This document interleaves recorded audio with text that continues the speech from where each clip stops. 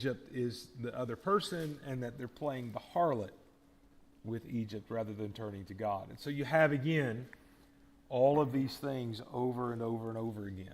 Now, we also know that in the New Testament, we have this idea that out of Egypt comes I call my son, and that's Jesus coming out, and we have that connection, which is good.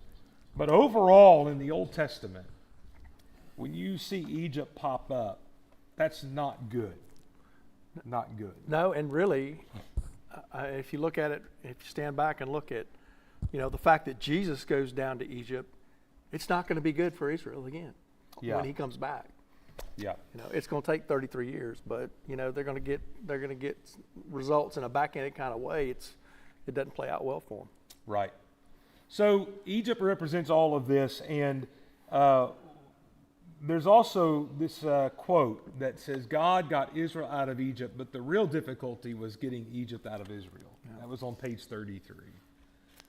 That quote stuck out to me when I read through there. Kind of was like, wow, that's a really powerful statement.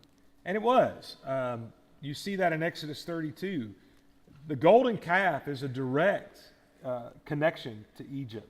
Not just in the form of idolatry, but the form of an idol they choose is linked to Egypt. And so we see that they have really embraced that culture and become like Egypt. And we've said this a lot, but even at the end of Genesis, when Joseph and his brothers take Jacob's bones back, they look Egyptian. They sound Egyptian. They don't sound like anybody else. They sound like they've been, and that's the first generation. So when you extend that out, they're pretty ingrained in the society and the culture as a whole. Any thoughts, questions about any of that stuff? I was just thinking that this court precedes when God chooses his people, Israel, then he starts giving them commandments on what to do with their beards, what kind of clothing Yep. to wear, the fabric, and so he wants an identity. Correct. He doesn't ever say anything negative about Joseph by looking like No. this predates the. Yeah. And so we look at it, we're looking at it through a lens backwards sometimes. Yeah, it's not a judgment as much as it's just a fact. Like it's really more of a precaution to point out that at the end, it is very easy to become ingrained in the culture you live in. It's more of a warning for us. He wasn't and listen, the Torah makes it very clear that there's an expectation to look different, to eat different, to dress differently. The Torah lays out a lot of laws that separated the Jews from everybody else immediately if they were to live in that way. And no, Joseph's not under those laws. But at the same time, it is just a fact that that's what happens with these people, and it is a warning to all of us that in the end, what we have to do is we have to really try to be aware that there is this danger of being lured in that sense. I look at this too, and how does this really apply to me or us? And God got sent out of me, but what do I do every day with my life and my time? And when you sit back and look at how much time you don't do or don't spend telling people about Jesus,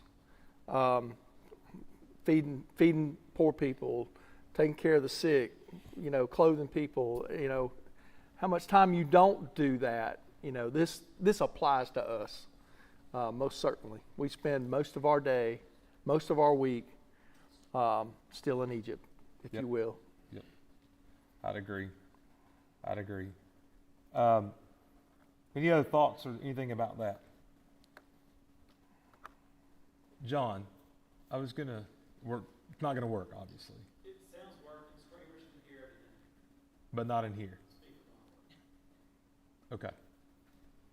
All right. I know there's a dual channel thing going there, and I don't know about that. I was going to say in here, you could channel the sound through the HDMI cord and turn the TV up if we want to try to watch the video. Yeah. Have to be on the left computer if we try that, by the way. So yeah, absolutely.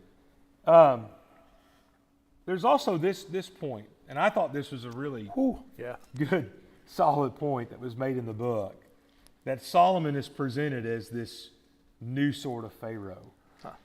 Let me say this about Solomon. I think Solomon sometimes is one of these guys that we kind of give I don't know if a pass is the right word to it, but he kind of gets looked at because of his wisdom and a lot of things that he does in building the temple is kind of this really solid biblical character. But Solomon has a lot of flaws to him as well Yeah. in that sense. I will just tell you, if you haven't read page 34 through the end of this lesson, this really just, I never really looked at it this way. Yeah. Not just with Solomon, but all the other connections that the tentacles that he sticks out on this. You know, when we were growing up, we thought Solomon was just this great guy because he was so wise. Yeah. You know, Yeah. and then as we get older, we realize, yeah, he's got some issues. Yeah, I think And I this said one point's- time, I don't know how wise it was on my part, but he's kind of like the dumbest wise guy around by the end Yeah. of his life, it feels like. Yeah, Yeah. it feels like it. But Yeah. yeah, Don't forget the 300 cucumber vines, too, as the little boy said in class. yeah. But I mean the connections that he makes with Egypt, not just here, but in the northern kingdom, the southern kingdom, with Hadad. Yeah. Just you're like, wow, that's Yeah. just, I never really looked at it this way. Yeah. So Yeah, absolutely. All right, I was saying, go tell them if they just switched it to HDMI input in the computer itself, it might work. That's the key. As we look at this, he kind of pointed this out, that Solomon puts everybody to work, and he makes them fill up his store cities, and that's exactly what Pharaoh did to the Jews, right? Is he made them fill up his store cities. and it's not. And, well, okay, so here's another thing about Solomon.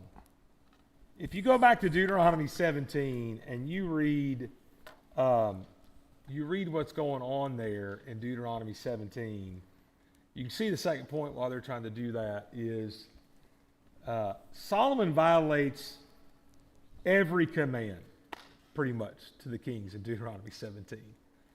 Don't have many wives. Don't have many horses. Don't have many chariots. And by the way, David had horses and chariots. It tells us that he has 150.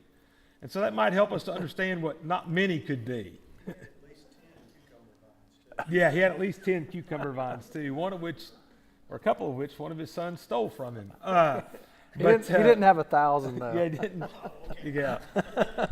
Yeah, and it may help you understand what not many means, but at the end of the day, what you have going on here, no doubt, is you got Solomon going well above and beyond destroying all of this.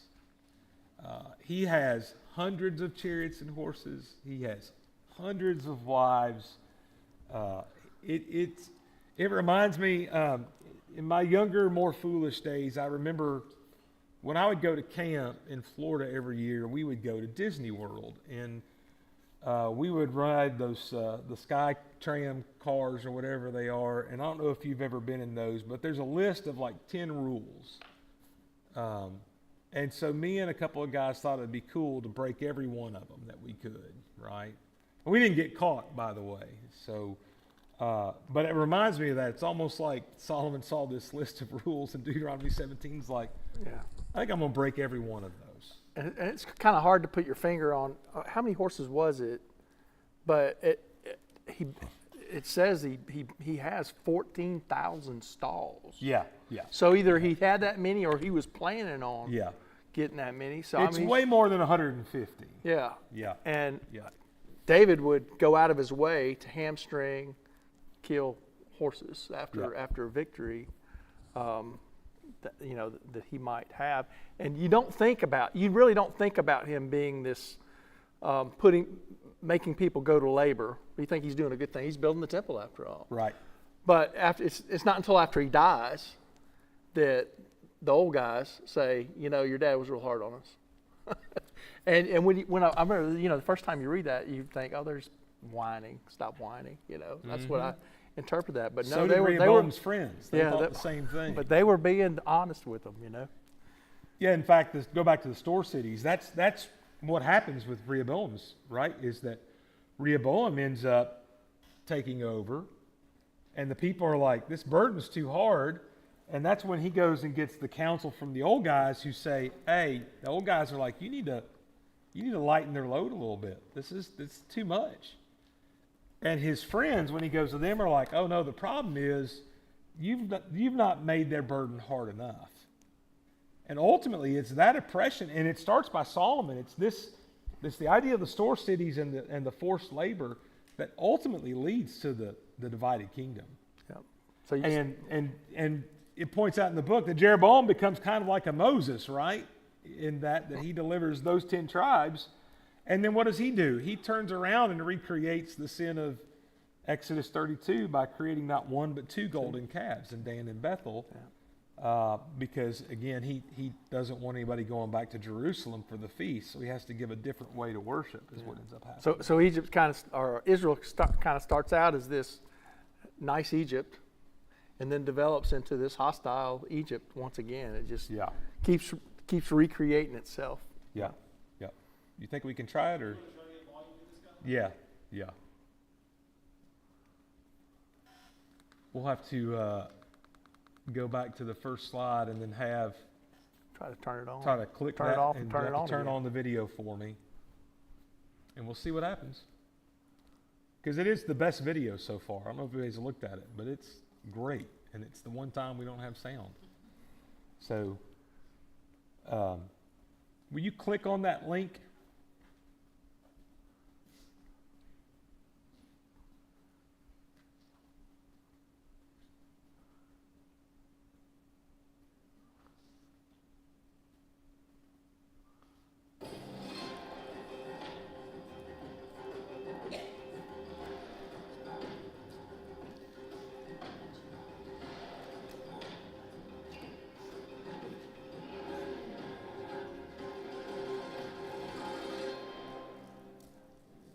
Thank you for letting me come to your brick factory. How long have you been making bricks here? 20 years? How many bricks can you make in a day? In a day?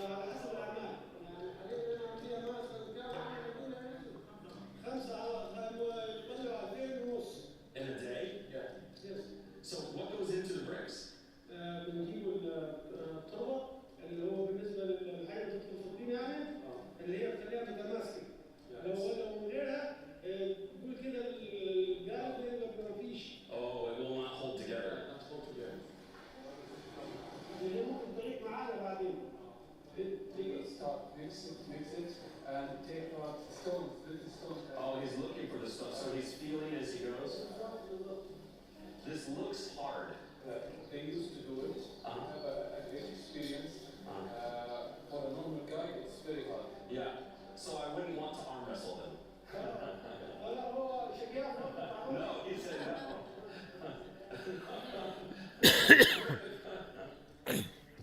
This is actually one of the cool things we've done so far. It gives us a taste of the Hebrew experience as slaves. It could be one thing if you were like these people making bricks for your own home or for your neighbors' homes, but they were forced to do this heavy labor. As Jeremy will attest, it's not easy. Can I try his job looking for the stones? It will be hard for you. That's okay. I will be very but I will not do it. I would not do it. Okay.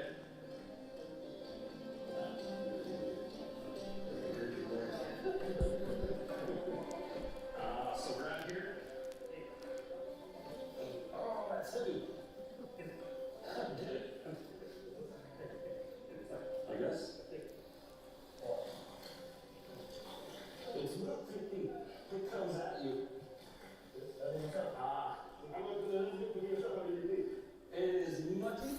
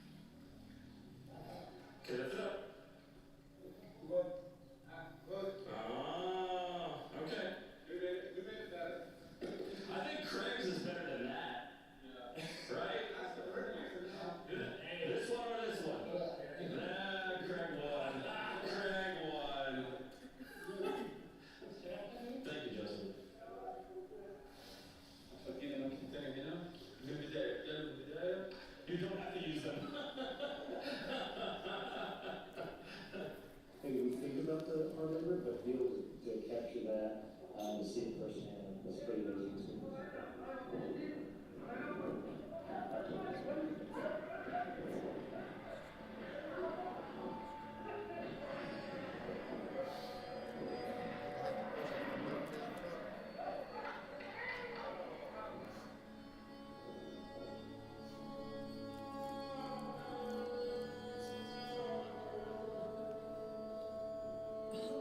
Seeing the process of making bricks was eye-opening for me.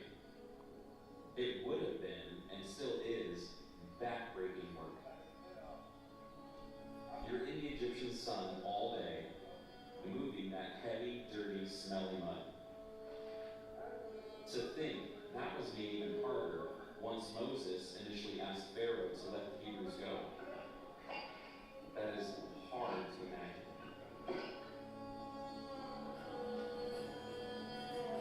The people of Israel groaned because of their slavery and cried out for help. Their cry for rescue from slavery came up to God. And God heard their groaning, and God remembered his covenant with Abraham, with Isaac, and with Jacob. God saw the people of Israel, and God knew.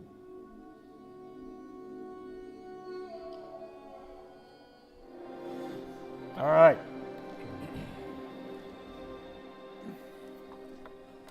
Looks like making concrete in Honduras, doesn't it? Did they say how long it took for those bricks to form? They did not tell us how long, but I think I've read somewhere it would take a process of several days, but I'm not sure how long. I don't know about y'all, but my back hurt just watching that. Because, yeah, it does look sort of like, but you got shovels and stuff. You're not bent over in Honduras with your bare hands. That's true. I've yeah. seen pictures of it, right? Barehanded, no gloves. Yeah, I'm sure they make a plumb wall too. They look yeah. all curvy. I just wanted to me, it's the videos like that that are the greatest value, I think, that bring some of these stories in Scripture really to life. The first thing I thought about watching that, especially when he talked about the straw, was when they take the straw away from the Israelites. And remember that, you know, no doubt they were harmed if they didn't make enough bricks, but the guy says there that without the straw, the mud just melts. So it made it almost impossible for the Israelites to make the bricks they needed to make, which then gave Pharaoh the justification to really beat them and to oppress them deeper into slavery, which was his way of suppressing them as a people. And so watching that, I think, I'm glad we were able to figure out how to watch that tonight, because watching that really brings that story to life. And to think that they still do that today over there by hand, that kind of blows our mind too, right? Because we automate everything. I know. I was thinking there's got to be a better way. Yeah, there's got to be a better way. And they're out there with looks like a 1x4 mold, just one brick at a time, and laying them out there to dry. So pretty powerful pictures there. Any thoughts about any of that or anything? Feel free to talk. Okay. The other thing that we're going to point out about Solomon, the new Pharaoh, that we hadn't talked about yet was, or the next thing, there's more. But, you know, him marrying Pharaoh's daughter is a political alliance. That's what it is. And so he's trying to make a political alliance with Egypt, which again, Ezekiel calls that whole process harlotry, right? So you see a lot of these things in the days of Solomon start. You mentioned Hadad the Edomite coming up coming up from Egypt against Solomon, or even Jeroboam. We talked about this earlier, serving as Moses to deliver the 10 tribes from the yoke of Solomon's, and then he delivers them, and then he recreates the sin of Israel in Exodus 32 with the golden calves. Joe, when he taught with me in the first lesson, made the point that you see this Egypt story just recreated in Scripture over and over again. And this is just another one of those cases where you see that. That doesn't necessarily paint Solomon in a very good light, does it, when you think about it? Again, that kind of goes back against, like you said, we always think of him as this kind of wise Bible character that we talk about as wisdom. And it's always kind of interesting with somebody like Solomon. when we're teaching the kids classes, we emphasize his wisdom and being a king. We try to skip over that 700 wives and 300 concubines part, right? Because how do you handle that with an 8-year-old that asks a lot of questions? And so we're aware that there's problems with these characters. And I would go back to week 1 where we made the point that we try to make heroes out of these characters when the main character should be God. And that's really important to think about here. Well, God and is just the one. think about Saul. I always look at, the downfall of Israel starts, well, inevitably it was going to happen, but it starts with Bathsheba. That's Yeah. kind of what Oh, I yeah. think. Yeah. But, what Solomon saw, growing up, and how what a disaster the end of that. Yeah, because David's rule up until that point Yeah. is the glory days of Israel. I mean, he drives out people that haven't been driven out, that should have been driven out in the days of the judges. Jerusalem is proof of that. The Jebusites, when Saul takes over the throne, the Jebusites are still in Jebus, which becomes Jerusalem. He drives them out. And it's not like we've got Canaanites on the fringes. That's in the heart of the country. So David comes along and he expands the borders and he expands the kingdom and he takes the land he's supposed to take, and he does everything that God told him to do in the days of Joshua.